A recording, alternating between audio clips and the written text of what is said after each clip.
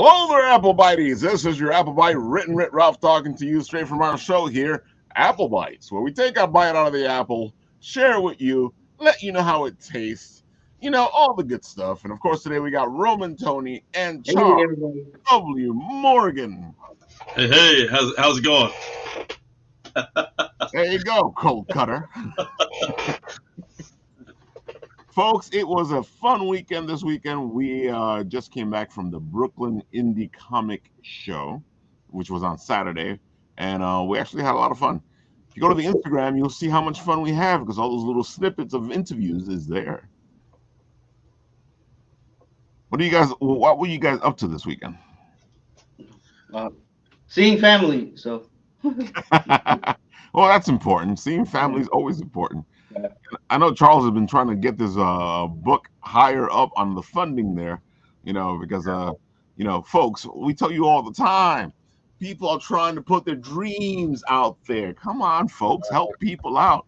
Help dreams come true. That's right. So we're sitting about halfway through the campaign. We're about 15 days in, and we're sitting about 141% funded, which is great. It's wonderful. But we'd like to get this thing up to the next stretch goal, which is 1,000. So we're like 289 away. If we can get there, we're going to throw in some more free stuff. We got some bookmarks. I think we're going to have to throw in there, and they're going to be really nice. Some great art, full color art from some of our cover work that we've done. So we just got to get it there. We got to have a few more pledges in here so we can get this goal up a little bit higher. Because honestly, where we're sitting at right now is it's just we're trying to produce the book, we're trying to create the covers. I've got some legendary artists that are working on the covers, and it does cost. It costs. So I'm just trying to get to where we got that covered, and then we can get into trying to cover some of the other expenses and things, and that would really help us a lot if we could just get to that 1,000 goal. Yeah, I think the 1,000 goal puts you in a comfortable place. What would put you in a good place? A good place, honestly, would probably be around 1,700, 1,800. That's not that bad. Yeah, that would be a really good place to be.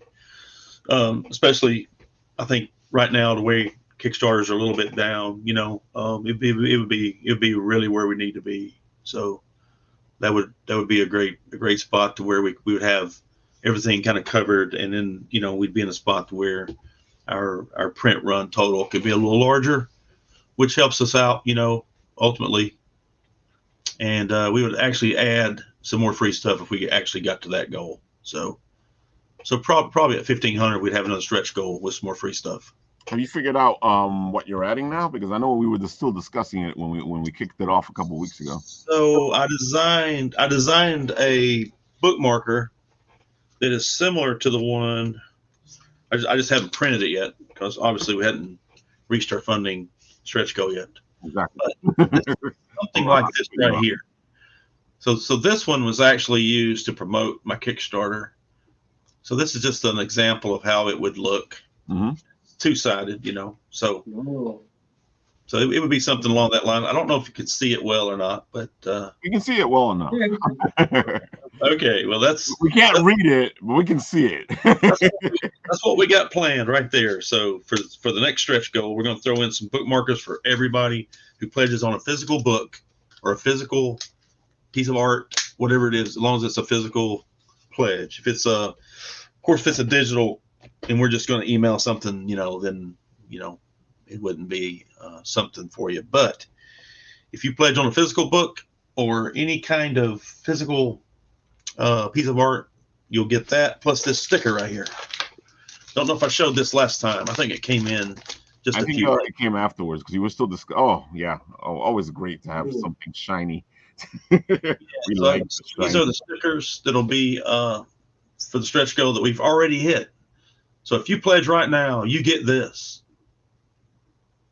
I think everybody just really loved the mirrored stickers we had last time. So I want to create something else that would be along that line. So yeah, so it's already factored in. If you pledge on a book right now, you get your book, you get the the mirror sticker, and then if I'm pretty sure we're going to hit the 1,000 goal. If we do, then you're going to get a bookmarker.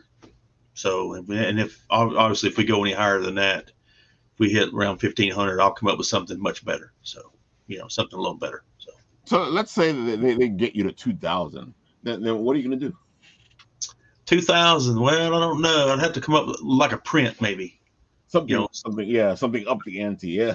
Yeah, comic book size print, maybe of a cover or something like that. We could do that.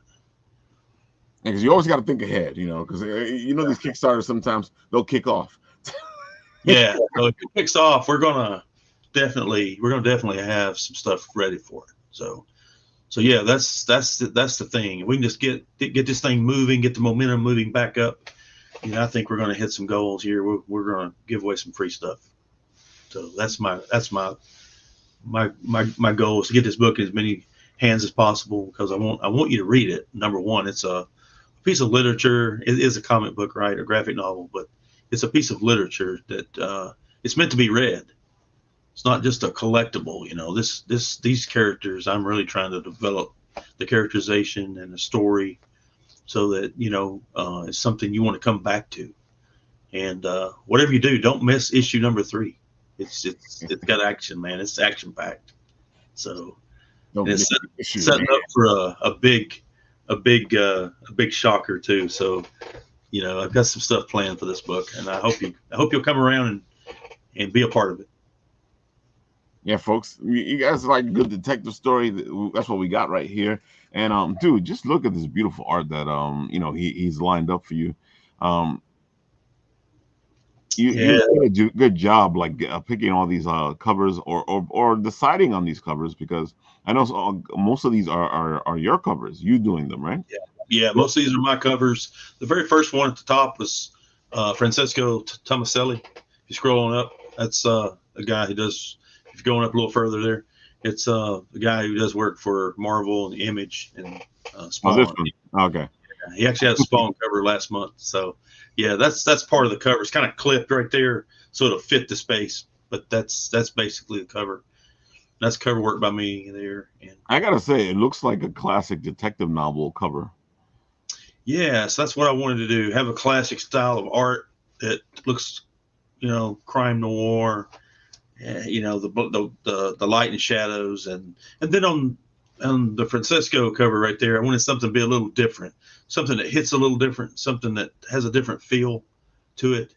Right. Everything is it's just got that style that Francesco knows how to capture, and I just really love his art style. So I was like, man, I need you to do a cover for me if you can. And he's like, sure, no problem. So in a couple of days, he does it. So seems timeless. It seems, yeah. Cool. Yeah. I kind of described what I was trying to do there, and he nailed it. He nailed it. Sure did. So we got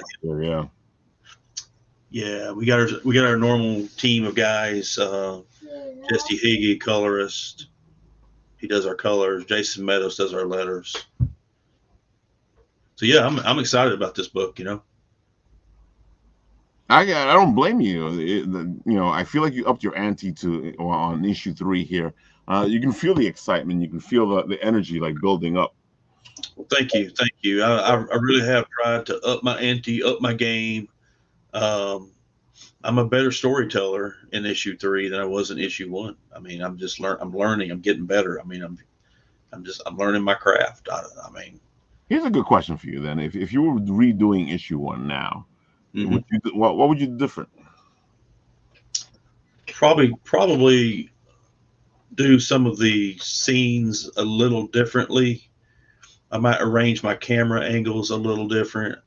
I think my ability to render is better now than it was in issue 1. Yeah, your art's improved. Yeah. Thank you. Because that was done about 2 years ago or more. So, I was just kind of trying to feel my way just at that point, but now I think I'm head and shoulders better as far as the rendering, the drawing. I'm really focusing on that, and camera angles. So it would be a similar book, but I think it would be a better book for sure. But it's so funny though, because that's the way we are though. We're constantly, even folks, even after the book is published, we're still trying to fix it, or even after the art is published, we're still trying to fix it. yeah, it's like you look back on stuff you do a couple years ago, and you're like, man, I think I could have done better. But it's still, I think it still holds up well though.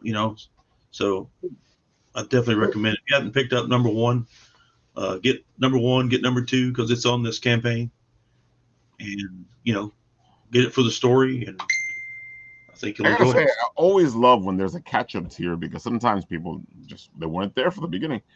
Yeah. So I always want to give them that opportunity. So if you haven't been there, you didn't see it, maybe now you're seeing it for the first time, you can jump on board. You can get all 3 digital copies for $18, or you can get all the physical books. Whichever way you want to go with that.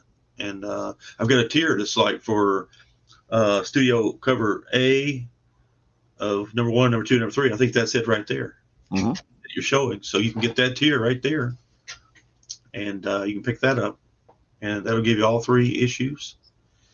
And those covers are done mainly by me, but Kenny Calderon done the issue number 1. He did the colors, the drawing, the inking, everything on that one for number 1 right there. Nice. Yeah, it was. Kenny does some good work. Kenny does. He's got a really good style. I may be revisiting him again for some covers in the future. Yeah, the colors are great too. Yeah. Thanks, Tony. I appreciate that. I really try hard because it's like you don't want to like it pops, like so. Oh, definitely, it definitely pops, especially that exploding car. Like a big pop. Yeah, that was meant to jump off the page. So Joseph Rubenstein inked that cover for me. Oh, that's a great combination, and it's so funny because you can feel the iconic Joe Rubenstein power on that one. Yeah. He actually nailed that. I got the artwork back. It's on. It's everything we do is on paper, right? So he sent that thing back to me, and it was like awesome, man. He just nailed it. So, and then of course he did a good job too. I know. Most of the guys who are doing these Kickstarter things, they want to keep the original art, but sometimes you can't. Would you consider selling yours? Hey, you never know. I would. I'm trying to hang on to it, but if somebody wanted it and they wanted it bad enough, they could actually get it. Yeah. Yeah, like I said last time, I love the fact that you got this the blank cover, because it's always great. I would love to see what other artists would do with this whole detective yarn. Yeah, so I wanted that to be an option. We did 4 covers this time, and I said, well, let me give people an option if they want to do a 5 bundle, get all the covers plus the sketch cover, and they could have any artist do it. And I think that's a great thing. I mean, it'd be, you could take it to a convention or something if you really are into the crime noir, and just have your favorite artist do this character. If it's worth it to you, you may not be, but if it's worth it to you, they could actually do it. Anybody could. I think I wish when I was a kid they had this style, these like blank covers, because I would be bothering some of my favorite artists. Come on. Yeah. Yeah, I'm going to be adding another original art piece, because all 3 pieces sold. So now wow. Midway through, I'm adding this piece. Hold on, I'll put you up. Nice. Yeah, that is a nice piece. Maneuver this. It might look a little blurry on the screen there, but oh yeah, well, we know what's going on. Don't worry, folks. You know it looks sharp in person. Yeah, I appreciate these little cameras don't like us. Yeah. So I wanted to have something dramatic there that would, another piece if someone wants it. So there's another option for original art, and I'll be putting that up sometime tomorrow. Well, that's always good. I feel like it's one of the good things to do, especially with Kickstarter, is to keep it fresh. Sometimes you everybody puts all the stuff in one shot. I think you should keep adding stuff. Going, hey, by the way. Yeah, because the first 3 just kind of got snatched up real quick. So I said, well, I better do at least a couple more. So I'll probably be putting this one up and one more, I would say, before it's That's over. a good idea. Yeah. And then publicize the hell out of it. Yeah, because they're really look what I put up. yeah, they're really cheap. I mean, really, I mean, they're not high priced, so I mean, it's very affordable. What prices are you putting them at? I was putting them anywhere from $50 to $60, and they're Oh, original. that's really decent. Yeah. So you know, That's a steal, actually. I'm just trying to, you know, give fans something that they might like, and plus, you know, it helps our campaign. So You know, campaigns work best when you campaign. You know, Exactly. yeah. You know, I don't know how many Kickstarter I've seen where it just started one day, we hear absolutely nothing, and then like 10 days later, hey, you know what, we're shutting down. I'm like, well, come on, you didn't even try. Like, Exactly. yeah. Yeah. Yeah, so you know, we got the pack of 5 sketch covers there. We got other tiers. You know, you can pick any 3 covers of the third campaign, which is the number 3 book, the 3rd edition. And of course, the story carries over. You know, we see Dylan at the first of issue number 1 at the very beginning. He's in partnerships as a private investigator with his brother Dalton. In the very first page, you know, he's in a very low place in his life because his brother's been murdered, and what they do, their specialty is nabbing gangsters and drug lords. So the authorities have really leaned heavily on Dylan and Dalton, but in the process, Dalton was murdered. So at the very first of the book, we see, you know, that he's going through a traumatic time in his life, and then, you know, so we kind of see how he deals with that going through issue 1. And then we see what happens to Triff. You know, she gets into a really bad, she gets treated really, really horribly by these gangster folks. And she goes through a trauma too, but we see how she deals with it. Hey, Phil. Hey, Phil. But yeah, I'm glad you're tuning in, my friend. Thank you. And, but yeah, we see kind of when people go through traumatic things like Dylan and Triff, and that's what makes the story. And it makes the story sad because we're masochists. If people, you know, I feel like if our characters ever came out of their books, they'd beat the hell out of us. Yeah. So we see Triff. You know, she kind of changes. We kind of see a different side of her after that. And well, thank you very much, Phil. I appreciate that. I agree, Phil. You're a great guy too, man. You got a great book going on there. Guys, y'all go over to Phil Russert's Facebook page and check out his campaign he has on Kickstarter. It's an art book. Right there it is. And he's got 12 days to go on that thing, so he needs a little more help. He needs to be pushed up there. It's just for his dad, you know. It was as tribute for his father. So yeah, folks, he has some beautiful art. Like we were just talking about actually a couple of minutes ago. Sometimes you know you don't want to sell the art that you have, but sometimes you do. And I think he's selling it right now for a good cause. So if you guys go on to Phil's Kickstarter right here, you will find some amazing stuff. Yes, amazing. It's all the artwork for the interiors of those books he's done for Tragedy. There's some great artwork too. All the covers, it's all in there. Speaking of artwork and covers, have you considered doing a tier where maybe you limit it and to about 5 or so, and because you got these blank covers anyway, and you do a special cover for somebody who wants to buy the book with a special cover? I never thought about that, but that's a great idea. I mean, you know, I haven't really thought about you limit it because you know you don't want to everybody going, hey, let's get. Yeah. So I have had a tier on there where I would do like an original art piece for someone. You know, I did that. I think on the second campaign. You know, Phil, he's been great. He's been great to me. He's assisted me on my 3 books, and you know, he puts all my Kickstarter pages together because I can't do it myself. So I'm like, you know, I'm really leaning heavily. He's just been great. And, dude, if my Hugbro book ever kicks off, I'm gonna be going, hey Phil, how you doing? Yeah. I feel bad, man. I ask him to do a lot for me, but it's like, but I try to support him and he supports me, and we got a good working relationship. We're good friends to start with. Yeah, I met him on his shows. I was like watching his shows. Oh yeah, those shows are fun. And I kept responding to stuff. He's like, "Who is this guy? Who is this guy?" Then he finally started. I met you too. Yeah, I started chatting back a little bit, and saying, hey, he was real friendly and stuff. And then he came out with his own book. He used to just interview other creators all the time, and it was great. Look at Phil, as always. It's not about me, it's about you. I know, but that's a great that is a great question you had for me though about the Cold Kutter book, and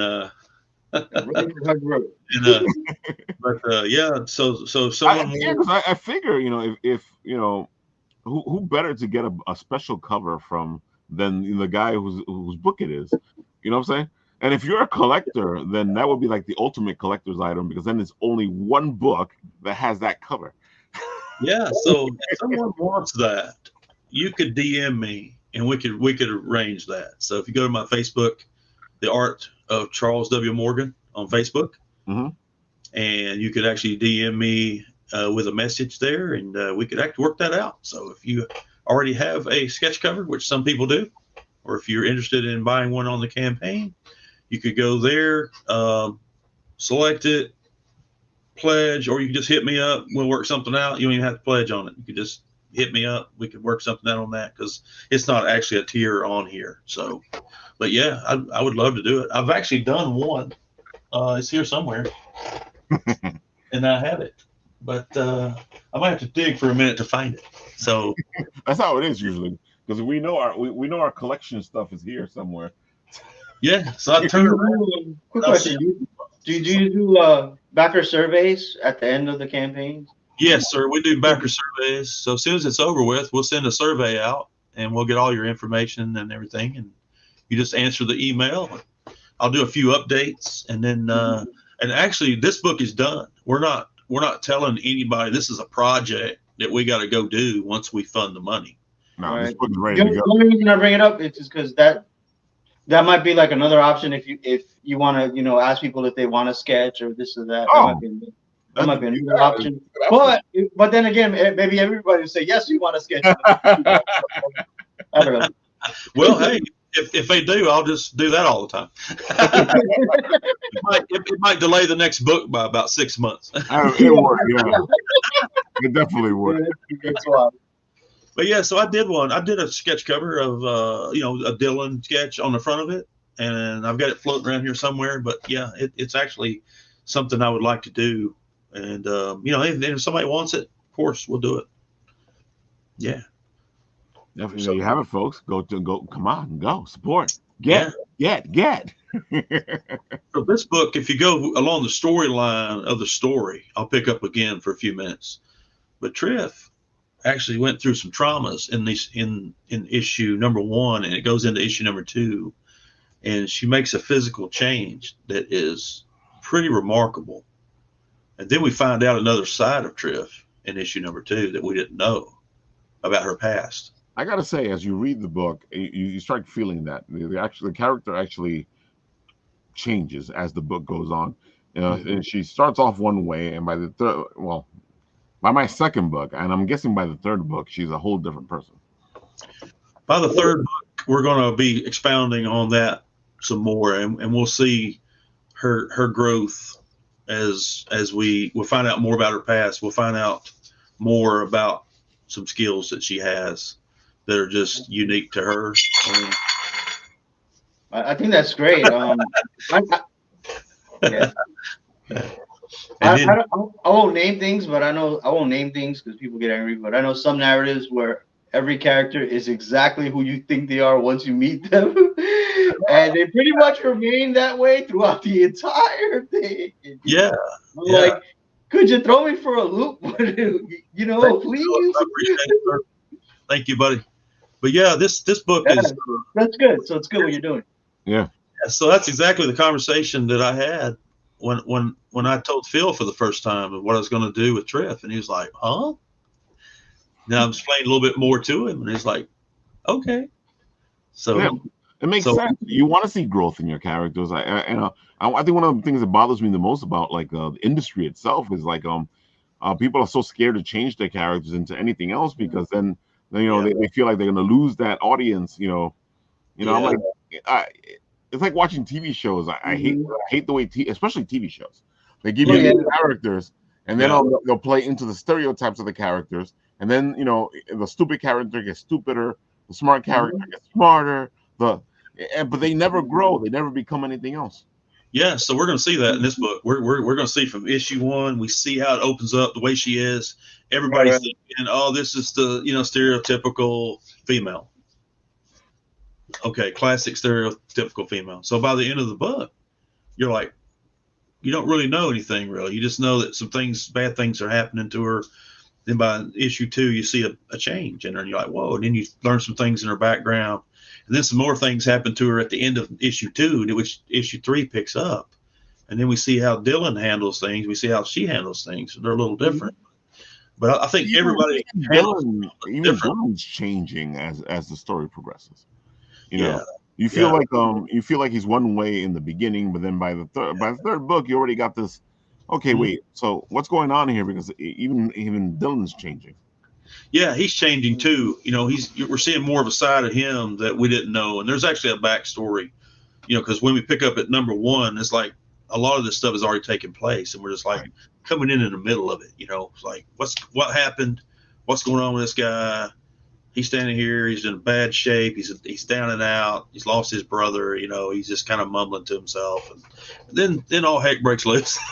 The bullets are firing, and it's all going crazy again. And he's just trying to react. He's just reacting to all this stuff that's happened from them busting these drug lords over the past few years.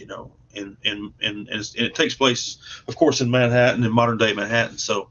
He's got a lot. He's up against a lot. It's a mafia type organization. So, we're starting to see too who's behind this stuff, and we're getting a little bit of we're getting dropped some hints, and we're getting to see some visuals, but we don't get to see exactly who it is. So, until later at the time that we'll reveal that. But that's good too, because that means that you're coming on to the story. You think this guy is the big bad guy, but he's not really the big bad guy. Yeah.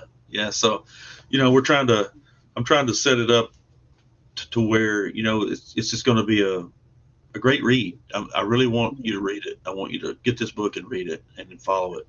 And the artwork is what it is. I mean, I'm not the greatest artist in the world, obviously. But your art feels like this novel should be. It has that gritty, detective, noir feel to it. So you may say that it's not great art, but it fits what you're doing.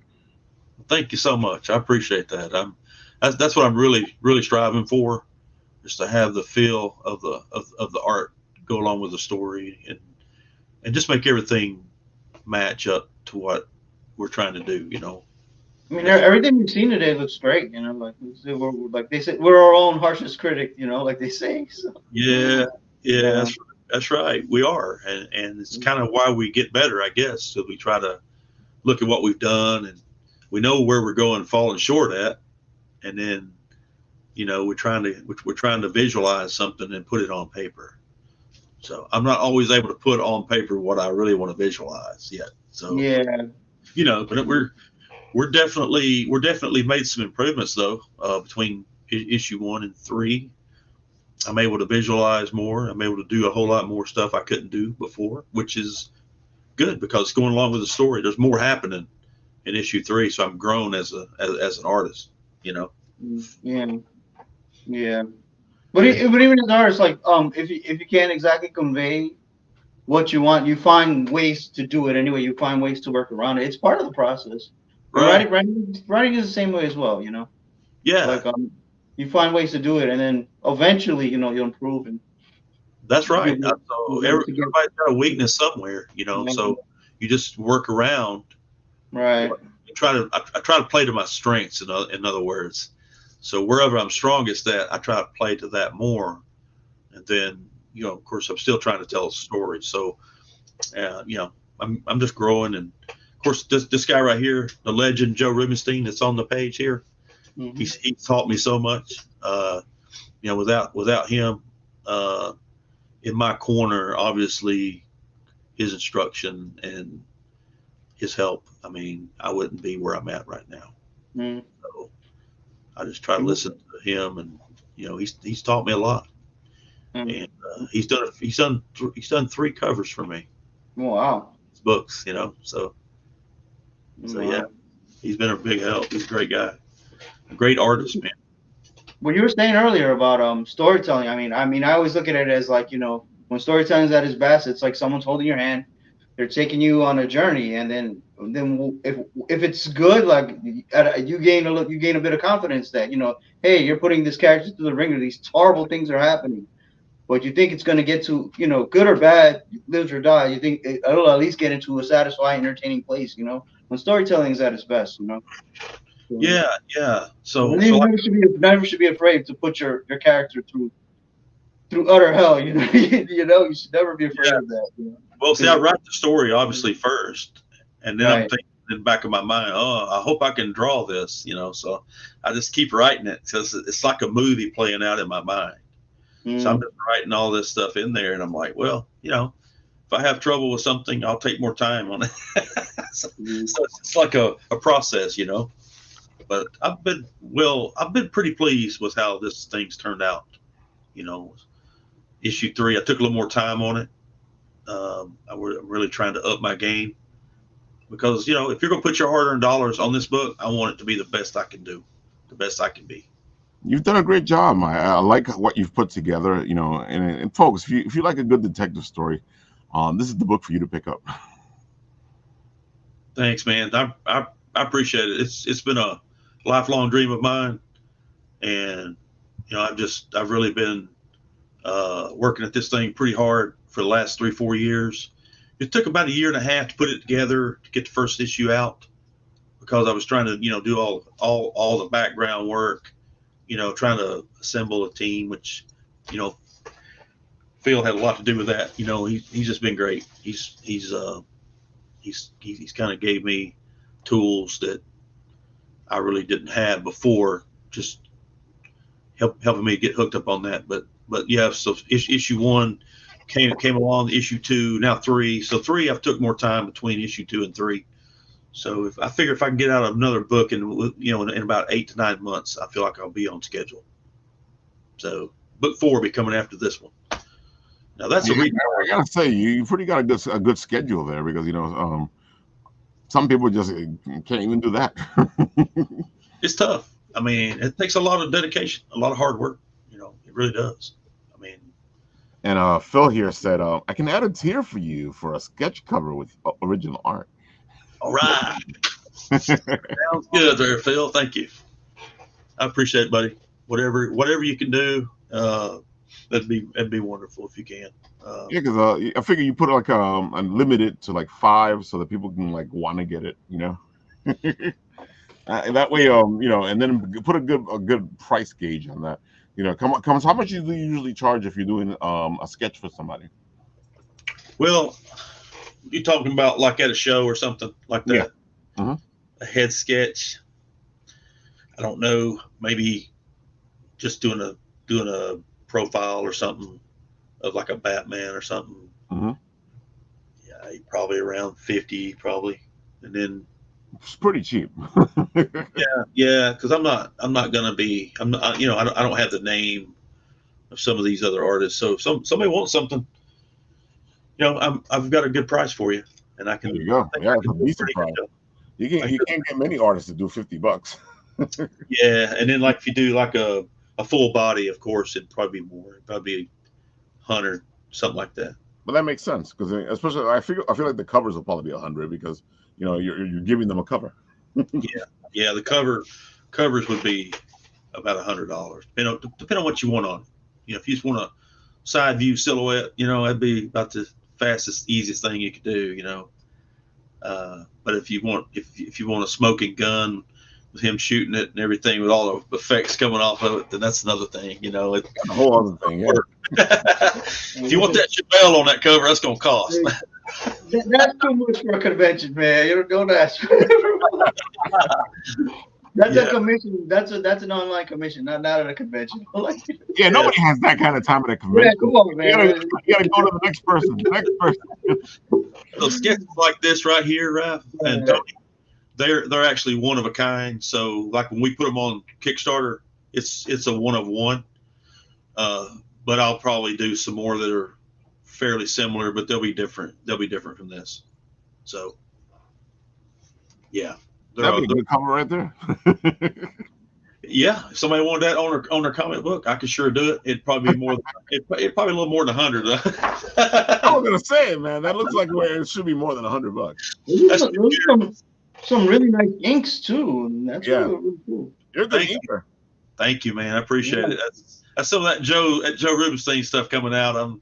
He's really taught me a lot. So, he's like, don't study me, study others. And he's told me lots of stuff. So you kind of come up with your own style, I have to say that's the best way to find, especially in this business. You find somebody, and it's rare to be able to get mentored like that, because that's exactly what it is. You're being mentored because you're actually being able to see how Joe does his stuff, and then you actually are able to ask him questions. You actually are able to that's just amazing. Well, thank you.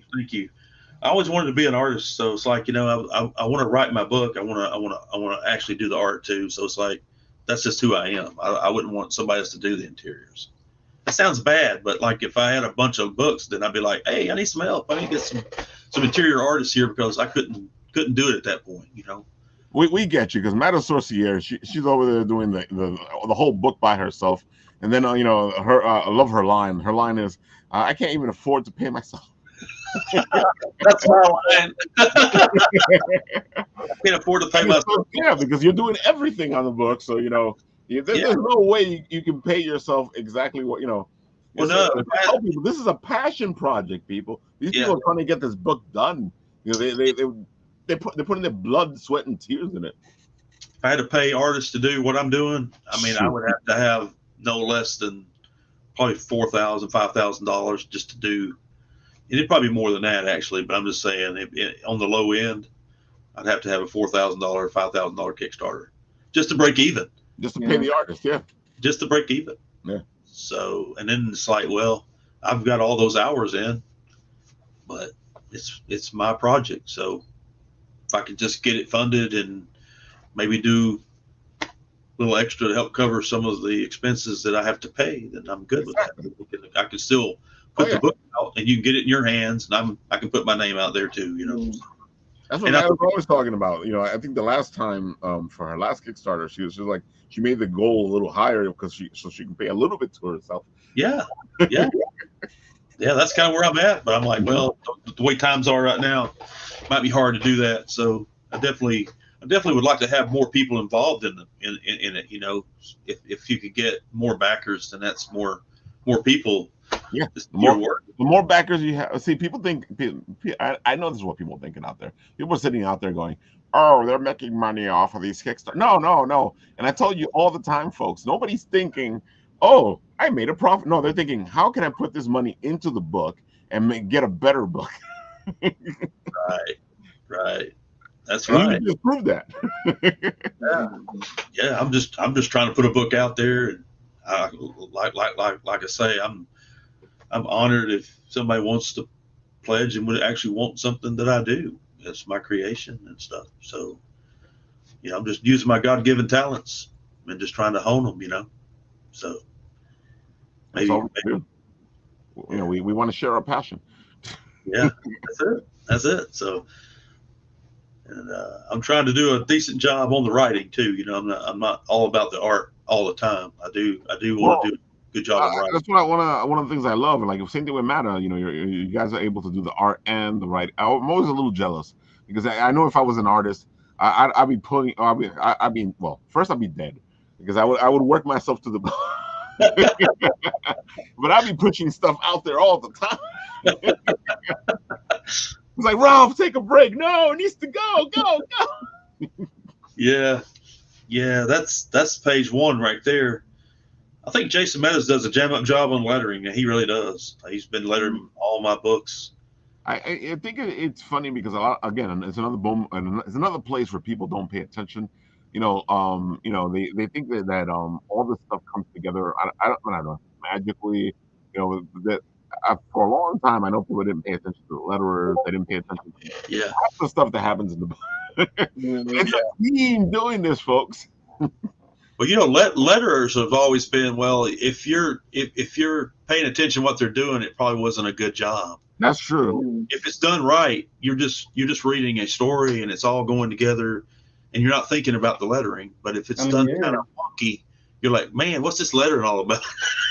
You know, you're saying that. I mean, like inkers take a lot of crap. Inkers are artists, man. I mean, they are. I mean, and there are some artists that look way better with some inkers than other ones. So you can do, you know, it's one of those things you don't notice until it's bad, you know.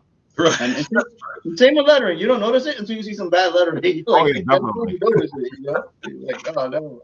Yeah. So I agree totally. I'm like this sound effect here where she's throwing those knives right there. That sish. Dude, you know, people don't think that's lettering, but that's lettering to the T, man. That's that lettering that you want to see.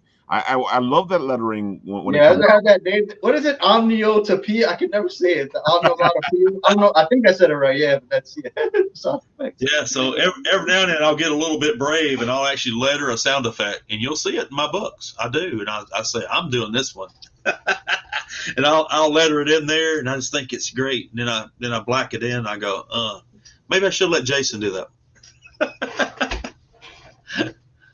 And it's funny, folks, if you guys are like wanting to learn all this stuff that we're talking about right now, I know the guys from Bad Ink Studios. They are he usually puts videos out there on TikTok and on Instagram, and he actually breaks all this stuff down.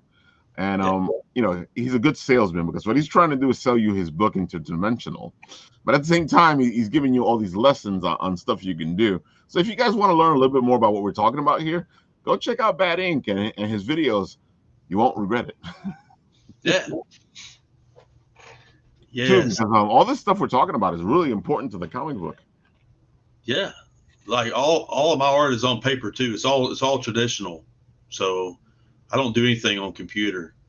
None of it. It's all on paper. So that's how I wanted it to be. I got nothing against anybody that does digital art at all. If that's what they do, that's what they do. That's fine.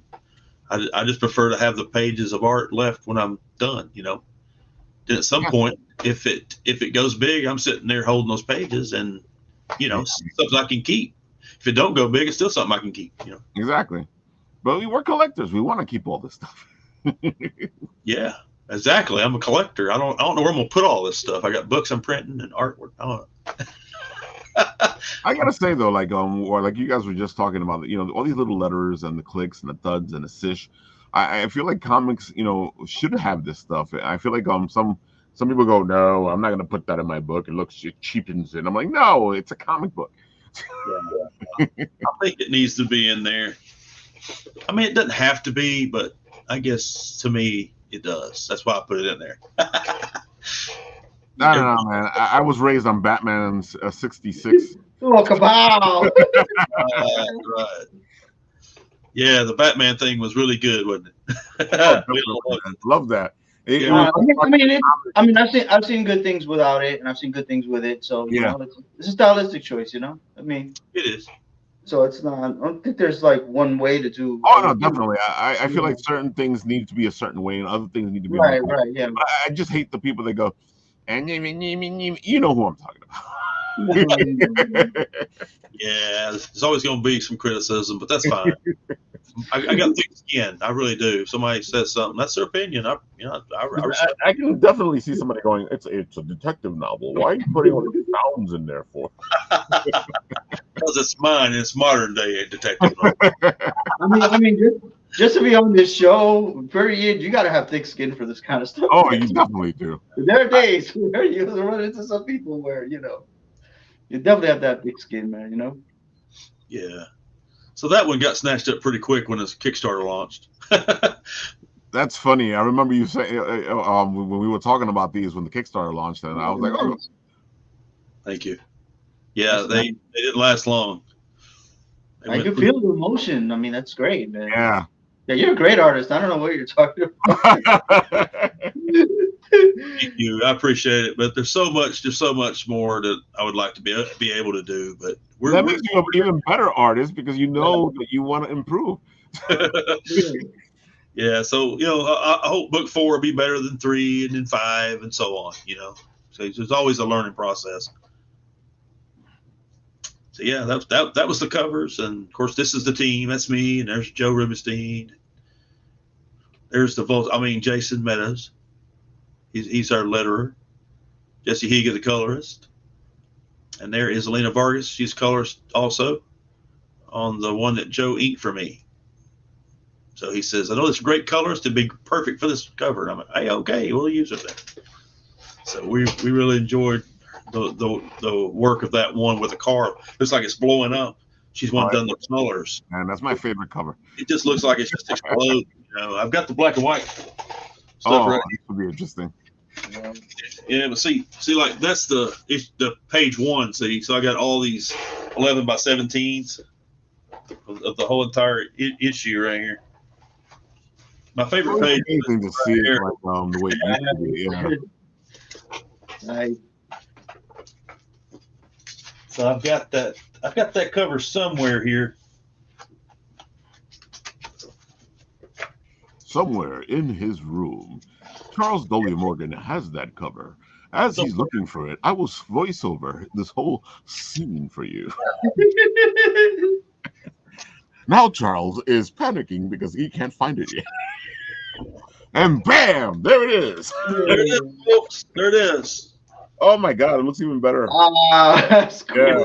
Mylar, it's a Mylar, so it's kind of. I gotta say that I love the colors on it, but this thing looks fantastic. I don't know which one I like more. Yeah, it's awesome in person, man. It's awesome in person. This don't do any justice, but yeah, I unpacked it out of the box and it was like amazing. I was like, wow, man, this is the best cover I've ever done, Joe. And he's like, it's always amazing when you can either put it in color or you can leave it the way. Yeah, so I want the covers to be full color on all of them, but yeah, this is going to end up though probably in one of the art books I'm going to do, or maybe when we do the trade, I'll probably have a black and white trade paperback. Yeah. There. You know what I'm saying? That's a great idea, actually. Yeah. Yeah. You want to change the trade paperback so that people go, they're getting something for their money. Especially if they've already supported you. Yeah. Oh yeah. I'm going to throw some extra stuff in there, like some like where we do all of our pre-planning for the stories and the storyboards. I've got a book just with storyboards and stuff. So like when I was going to do that cover, this is one of my pre-planning of it, So it changed a little bit. It's like the angle changed just a little bit. I see what you mean, yeah. So that's like my pre-plan of the storyboard when I kind of do a 8.5 by 11 version.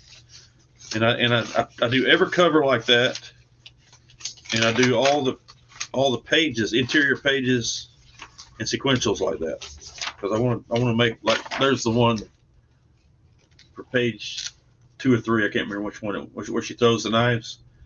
So I'm just trying to work it out. I'm just working it out on paper first, Like it's funny because it's the same thing I do, but it doesn't look that good. My stick figures are fierce though. hey, that's all right. That's because you got their specialty. It's funny because as a writer, sometimes it's hard to explain exactly what you're talking about, so you have to draw little sketches. Exactly. Yeah, because you'd be surprised. Some people who do storyboards for Hollywood, you'd be surprised. Some of it is not even that far from stick figure work. Oh, I've seen this, so I know what you're talking about. And they're making so much money. That's right. That's be surprised. Phil's asking, why must they always destroy the beautiful muscle car? Yeah, I completely agree. Yeah, so that's kind of a thing, you got this car and it's really fast, but you got to blow it up, right? You got to have some action, some big scenes in the movie or the comic. So yeah, so but the thing is, Phil, you can always buy another one. You can always buy another one. It's called insurance. I gotta say, one of my favorite things from the old detective shows from the 70s and 80s was they always had some cool car. Between Magnum and Starsky and Hutch. Right. Oh yeah. Yeah, I loved all those shows.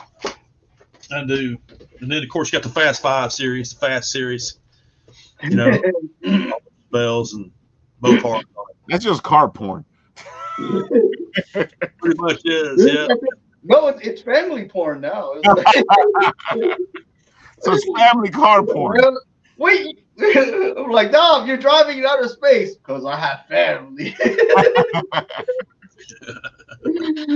Dude, that is just, dude. I told somebody was like bitching about it, and I was like, dude, it's just a comic book brought to life. What are you complaining about it? If you look at it, if you look at Fast and the Furious, all they did was like, let's make a comic book into reality. Yeah, it really is. You got over the top action, stuff that could possibly happen and survive, and they do it over and over and over, and it's like, man, this is great. I mean, the last one I watched was because I think the last one I watched was like the last one that Paul Walker was in. But those are fun movies, man. They're fun, yeah. They're fun. Like, you laugh at them or whatever, but you just like sit there, turn your brain off. You're gonna have a good time, man. Oh yeah, they do crazy stuff. It's not real. People talking about diversity, that they're trying to force diversity now. Those movies were diverse all the beginning, still to this day. Not forced at all. And you don't notice. You don't notice it. You're sitting there watching cars blow up, and driving on the side of the Great Wall of China and all this nonsense. But it's a fun time. Yeah. Tokyo Drift. Cars doing wheelies and wheel stands. My favorite one, I think it was from one of the sequels, where the car was snagged on a rope and it swung across the chasm. Yeah, the other night I was like, "What? It's like the car was a superhero. It became part of it, and it was flowing on a rope." I've seen it all now. I've seen it all. You gotta enjoy it for what it is. There you go, just action. And people get all like uppity on things. It's funny because and we talk about it a lot on this show because it's one of the things that bothers me. It is this whole, it's not serious. It's not realistic. I'm like, it's a comic book. Why does it need to be realistic? Right, exactly. You can do what you want to as far as your imagination will take you. That's what. Exactly. Well, exactly. Yeah. That's why I've always kind of liked the sci-fi comics and stuff, like Jim Starlin used to do with Dreadstar and all those books. I love those books, because it was just basically whatever his imagination can dream up, he can put it in there, and great. Mm-hmm. Exactly. And I don't know. It's I feel like the whole industry, the whole entertainment industry has gotten to this point where everybody wants everything serious, gritty. But it's not even like a regular gritty, because you can do gritty and comic booky. It's like this is not realistic. I'm like, it's a comic book. Right. Well, that's what makes them fun. If we had realistic in everything we do, it would be boring, because I can look out my window and get that. So what I want all the time, if I want realism, I'll go outside. It's just like comic art. I wanted to put some realism in this style of artwork, but I didn't want it to be so real that it looked like somebody took a photograph. Nothing wrong with the photograph, but you can't exaggerate the forms. You can't get the camera angles. Right. All these things. So you want to put some dramatic stuff in there. So I try to exaggerate where I can and overemphasize certain things so that you have a dramatic flair as well as some realism. So it's funny even when people think things are realistic, they're not actually. It's still an art form. Like you can take like Silence of the Lambs for a while. That's like a realistic story that you can believe will happen in real life. When Clarice walked in, there's a light shining below Hannibal Lecter that says, "Hello, Clarice." It would never happen in real life. Yeah. So what you think is serious is still artistic license. It's not as serious as you believe. So, yeah, right. And you can tell some serious stories with some fantastical stuff. Right. Yeah. So I think if we base our stories in reality, that's the key. You base it in reality, but you do what is dramatic or what sheds a light on what you want to do, and use your imagination. And man, you can create some good stuff. So yeah, I'm just excited about this book, getting this book out and getting it into everybody's hands. And like I said, we're sitting so close to that next stretch goal. We're about 200 and something odd dollars. Yeah, you're right there. So you can smell it. yeah, I can smell it. So and like I say, I've got the bookmarker designed. I didn't send it to you, but I've got an image of it. It's kind of a bad picture of it because I got a screenshot thing. So yeah, we're sitting there ready to do that. Whenever we hit that $1,000 stretch goal, we'll kick in a free bookmarker on that, and hopefully this thing will take off over the next 15 days. Oh, we're still way early enough for that to Still doing good, and we got some time. So yeah, it normally goes kind of dead in the middle. So I think if I do a show like this, it kind of helps. And oh yeah, because it kind of gets the blood the flow. lull, the Kickstarter lull, they call it. Exactly. Yeah. Then it'll pick up again. But you guys are so entertaining, man. It's just going to pull us right out of that lull. We're just going to jump right out. Come on, are you not entertained? I can feel it, man. I'm entertained by you guys just being on here. This is great. Of course, our pal Mark Torres from It Came From the Radio has Designated 2 out. So, folks, go check out Designated 2. He has it at Crowdfundr. On Crowdfundr, it's a little different because you're pretty much pre-ordering the book. But he still needs a lot of work on this book, so he needs to get to, I think it's 2,000. So he can get all the bits and pieces done on the book. They are at 177 right now. He has 58 days to go, though. So go help out Mark Torres make this thing happen. And if you want to see a little bit of Designated, of course, you can head off to EmCon this weekend, where yours truly and a bunch of other people will be hanging out doing the radio play of it. At EmCon this weekend. And of course, the Apple Bites will all be there as well, hanging out and having fun because we love EmCon. It's a great anime fest. It's in a library. Dude, there's just so much good about this. And you guys want to support us? Come on, go support us. Go check out my voice do its thing on Designated for Mark Torres. It's a free event, so yeah, dude, free. Where do you need that all these days? Where you can actually go to a show free? Yeah, really. That sounds good. Yeah, that sounds really good. Mm-hmm. But and if you're, this is in Long Island, and if you are in Jersey, then you can go to Garden State Garden State Animefest, because this is the first time that Garden State will be doing their Anime Fest. So go check them out over there at Garden State, of course, New Jersey, with Anime Fest. And of course, the guys from Garden State do a great job with their conventions. Go say hi. Tell them Ruffy sent you. You might see me there on Saturday if I can pull it off. I guess we'll see what happens. But you definitely will see me at EmCon on Sunday. Awesome. That's awesome. And of course, the guys from Right Wars, their Kickstarter ended really well.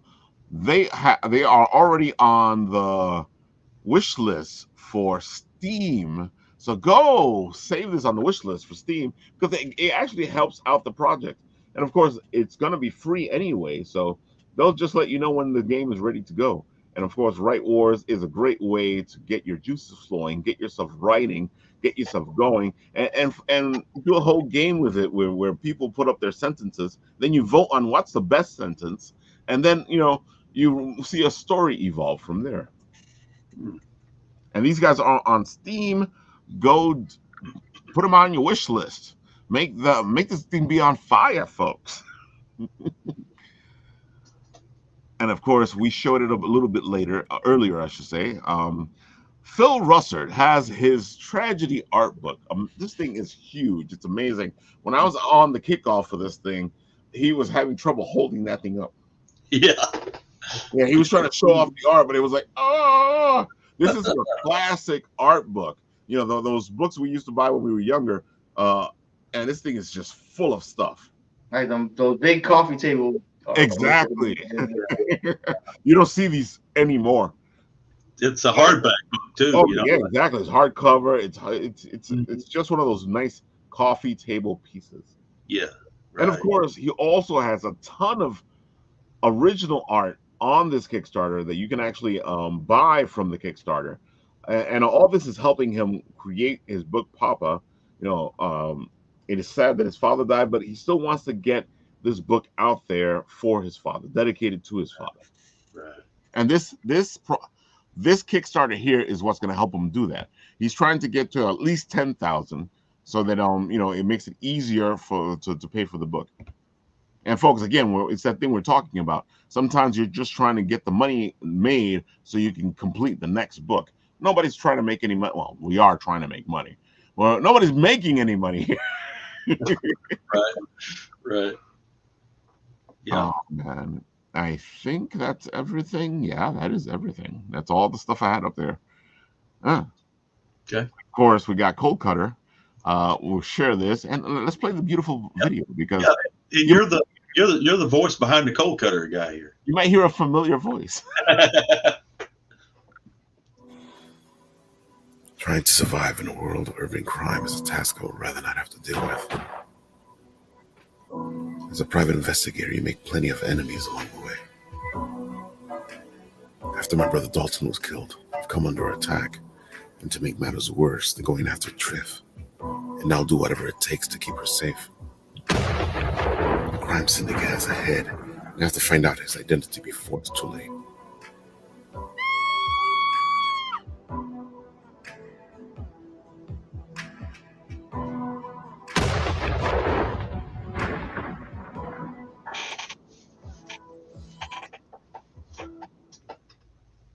Yeah, Lovely. Just lovely.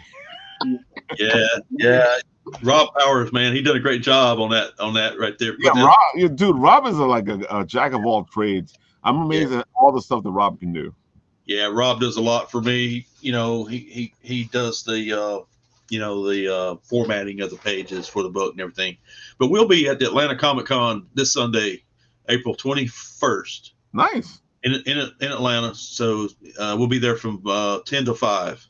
So if you're in Atlanta area or in Georgia, drive over. I'll have copies of Cold Kutter #1 and #2.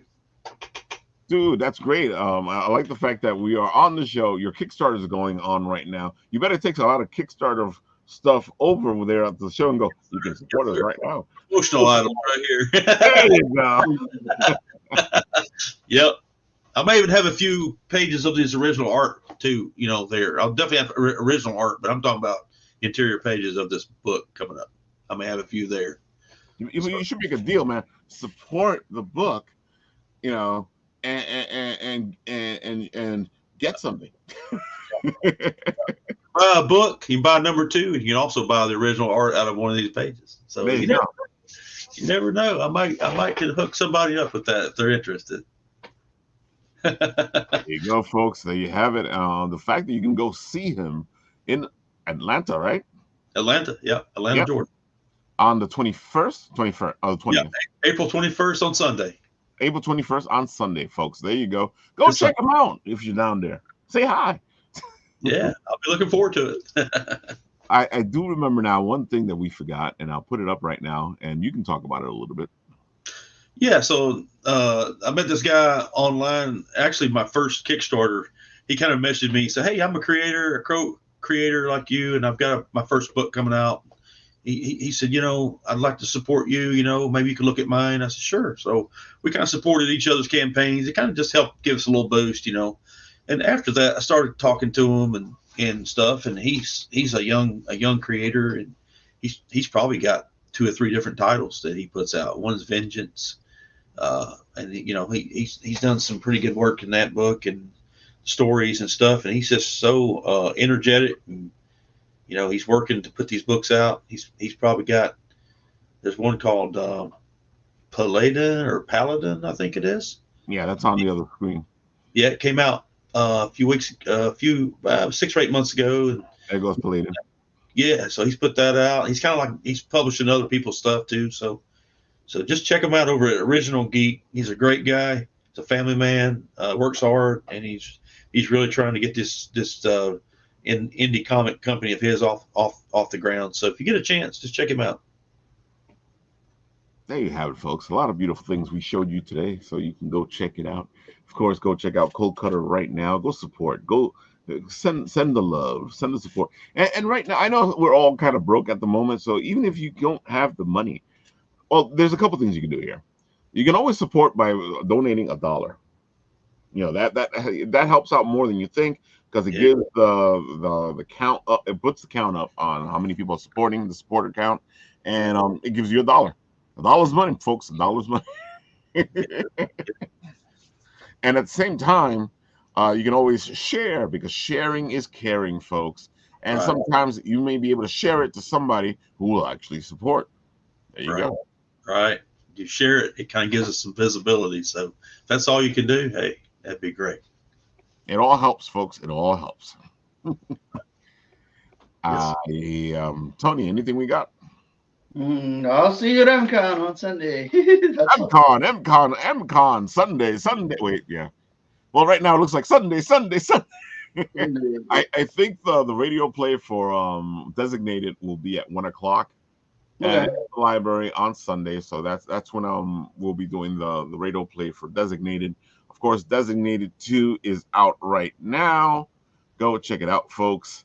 Go support. Mark Torres has been working on this comic for 31 years now. For 31 years, he's been working on this comic book to get it to happen. Now he's trying to get issue 2 to happen, and he's going to need your help to do this. And if you want to see a taste of this, you can actually check out the radio play on YouTube and see how it went. Or if you're in Long Island at the East Meadow Library on Sunday, you can actually come and see it yourself. It's free. It's a free event. EmCon is completely free, folks. Go check it out. And you can actually go check out the play there at EmCon. There it is. Yeah. It'll be my 3rd year going. There's a lot of stuff to do there. There's people selling games, there's people selling artwork, there's some video games to play. Yep. There's some concerts, there's some guests. It's a fun time, man. It's a fun time. And it's fun time. And it's free, yeah. Dude, where do you see conventions now that are actually free? Yeah, they're like a concert. Oh, that's a separate ticket. No, not here. Yeah, usually at EmCon, there's so much that happens. They've got a beautiful stage right now. And that's actually where they're going to show the radio play, is in the stage area, the auditorium area. Folks, there's so much to do at EmCon. You will enjoy this. So go to EmCon. What are you waiting for? Go right now. Oh wait, no, it's this weekend. All right. Yeah, start walking again. Well, if I start walking right now, I might make it by then. Yeah, once that work, I have to swim. It'd take me a while to get there if I started walking. Oh yeah, you go walking. Any last words you want to say, Charles? Man, I just appreciate y'all having me on tonight. Appreciate y'all spending time out here, just listening to us gab about Cold Kutter, and I appreciate everything y'all do. And so if you get a chance, go check it out and check out these other great campaigns that we talked about tonight. Yes, folks, there you have it. And of course, on this show, when the show ends, this weird thing happens where their theme songs play.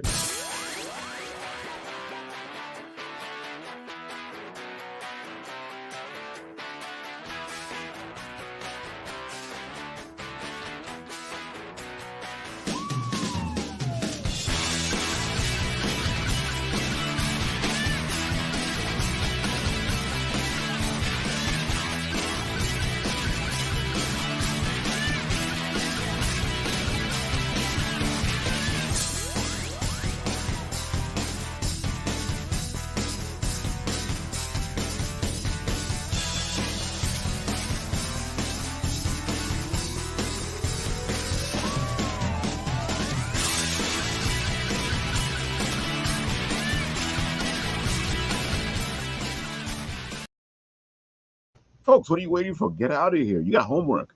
Go support Cold Kutter. Go start walking towards EmCon. Bye.